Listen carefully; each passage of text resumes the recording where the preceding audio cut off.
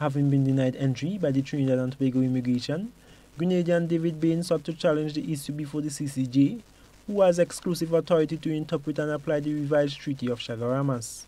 On Tuesday, May 7th, Bain learned that judgment has been reserved by a 5-member panel of judges of the Caribbean Court of Justice, which according to his lawyer Rogers Ferguson was no surprise because of the sensitivity of the case. Ferguson says Trinidad and Tobago in its defense contended that his client was not entitled to CSMA privileges since Bain was traveling with a US passport.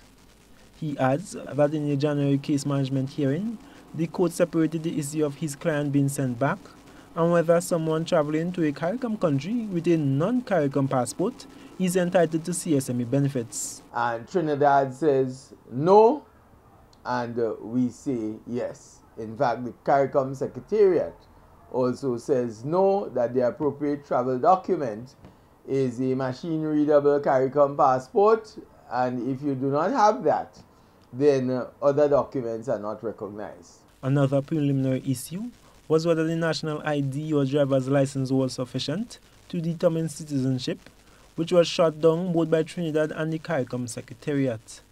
Ferguson says this case could have far-reaching effects for other CARICOM nationals. But what it would mean is that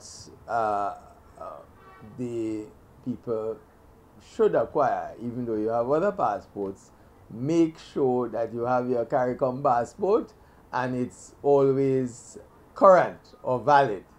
Because in Mr. Bain's case, he was using his US passport because his Grenadian passport had expired. The attorney at law explains that if the court does not rule in the favor of his client, then Bain has no right to appeal. In original jurisdiction matters, it goes straight to that court.